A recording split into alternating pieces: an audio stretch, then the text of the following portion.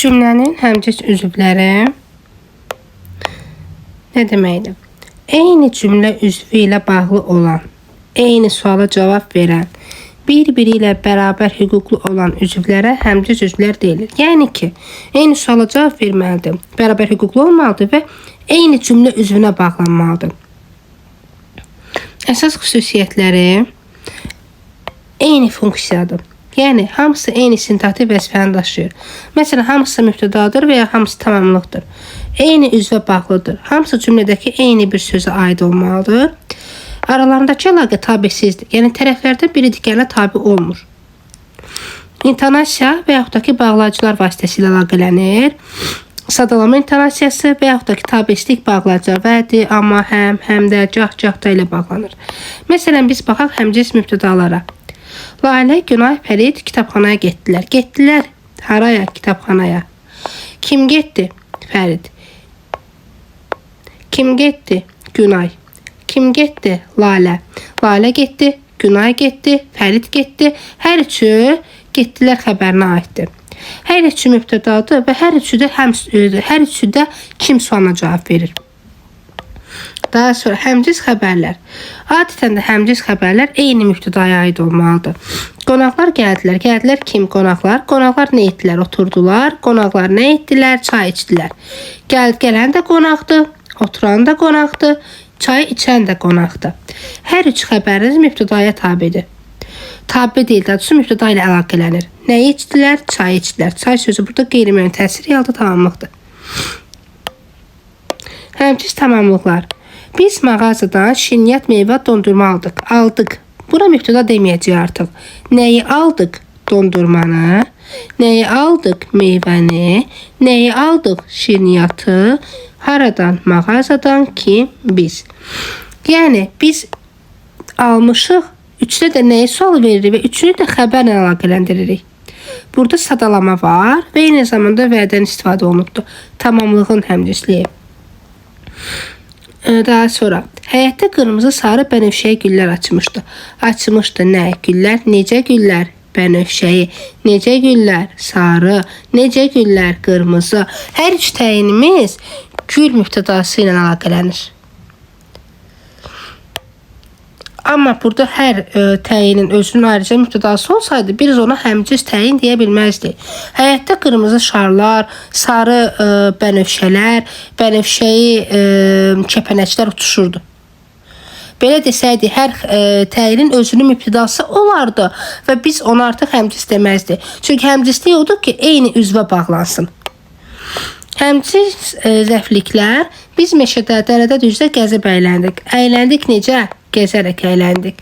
Harada gəzdik? Harada əyləndik? Düzdə. Harada əyləndik? Dərədə. Harada əyləndik? Meşədə. Kim? Biz. Meşədə, dərədə, düzdə əyləndik. Hər üç elə bir ki, zəfliyimiz əyləndik xəbəri ilə əlaqəyə girə bilir. Buna görə də burada yer zəfliyinin əlavəsi var. Üzr istəyirəm, yer zəfliyinin həmcinsliyi var. Həmcins üzvlərdə ümumiləşdirici sözlərimiz var ki, ümumiləşdirici o deməkdir ki, bütün sadalananı bütöv şəkildə birləşdirir, ümumiləşdirir. Həmcins üzvlərin hamısına aid olan və onların mənasını ümumiləşdirən sözlərə ümumiləşdirici sözlər deyilir.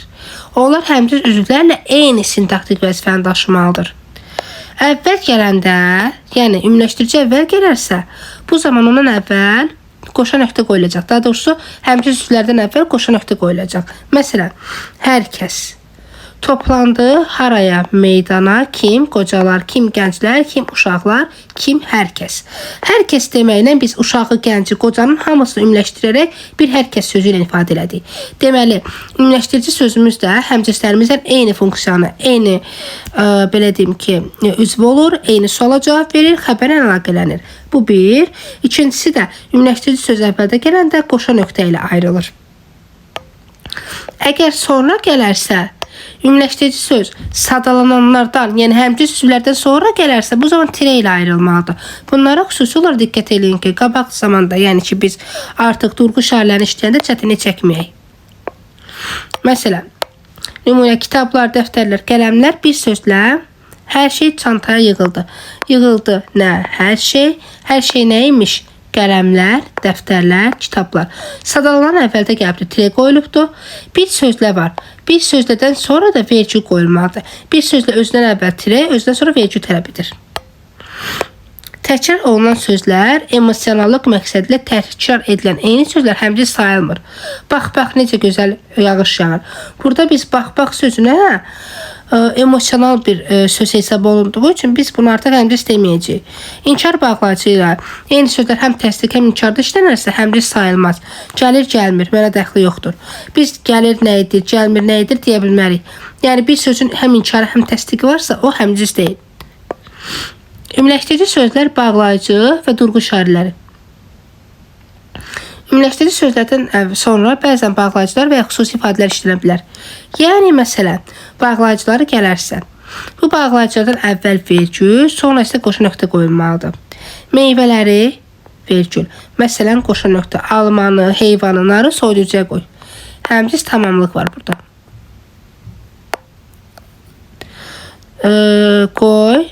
Haraya, soyuducuya, nəyi, narı, nəyi, heyvanı, nəyi, almanı. Meyvələr isə ümumiləşdirici sözdür. Nəyi, meyvələri. Məsələn gələndə, deməli biz bilirik ki, məsələn gəldikdə özündən əvvəl vergül, özündən sonra qoşa nöqtə olmalıdır. Bir sözlə kimi ifadə gələrsə, bayaq dedik. Bir söz də sadalanandan sonra gəlir. Bu zaman sadalanandan sonra tire, bir sözlərin özündən sonra vergül qoyulmalıdır. Həmciz üzvlərdə ixtisarlarımız var. Həmciz üzvlərdə bəzi şəkilçilər və ya qoşmalar tək-tək yazmaq əvəzində yalnız sondakı üzvü artırmaq olur. Cəm şəkilçisinin ixtisarı. Şagird, müəllim, valideynlər gəldilər. Gəldilər kimlər? Valideynlər, kimlər? Müəllimlər, kimlər? Şagirdlər. Burada fikir veririk ki, və sadalanan sözlərin sonuncusunda şəkilçi qoyulur. Qalanları ixtisar oluna bilir. Cəm şəkilçisi yəni. Yəni burada əslində şagirdlər, müəllimlər, valideynlər gəldilər deməlidir. Deyilməlidir. Amma ixtisar olunubdur. Hal şəkilçisi də ixtisar oluna bilər. Mən ev, məktəb və işdən uzaqlaşdım. Çıxışlı qal burada çıxarılıbdır. Mən evdən, məktəbdən, işdən uzaqlaşdım. Mənsubiyyət şəkilçisinin ixtisarı var. Məsəl üçün, sənin qələm, dəftər və kitabın masadadır. Sənin qələmin, sənin dəftərin, sənin kitabın. Şəxs şəkilçisinin ixtisarı biz həm çalışqanıq, həm də dürüstük. Qoşmalar ixtisar oluna bilər. Qardaşım ilə, dostum ilə və həmkarım ilə görüşdüm. Həmciz xəbərlərdə idi imiş cəciklərin ixtisarı. O həm pianino çalır, həm də mahnı oxuyurdu.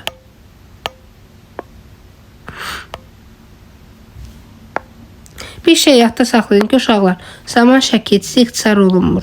Bir də inkar şəkilçisi. Leksiya şəkilçiləri də çıxarda bilmərik. Xəbərin mübtəda ilə uzlaşmağına gələk, həmcizlərdə. Mübtədalar müxtəlif şəxslərdə olduqda xəbərin şəxsi belə müəyyən edilir.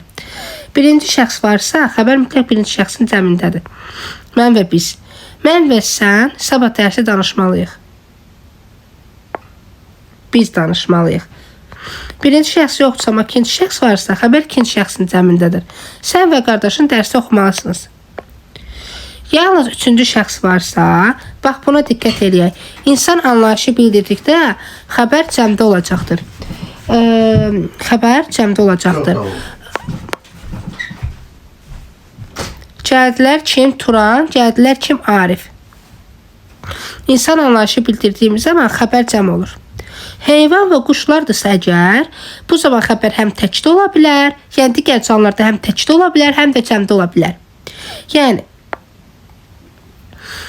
baxaq, quzular və keçilər örüşdə otlayır da deyə bilərəm, otlayırlar da deyə bilərəm. Arılar və kəpənək çiçəklərin üzərində uçuşurlar da deyə bilərəm, uçuşur da deyə bilərəm. Cansız varlıqlar bildirdiyimiz zaman isə xəbər təkdə olmalıdır. Cansız dağlar, təpələr qarla örtülmüşdür. Əgər cansızdırsa, bu zaman xəbərimiz təkdə olacaq. Deməli, insan anlayışı bildirəndə xəbər cəmdə olacaq. Üçüncü şəxsdən söhbət gedir. Digər canlılarda xəbər təkdə ola bilər, cəmdə ola bilər, amma cansız varlıqlarda xəbər təkdə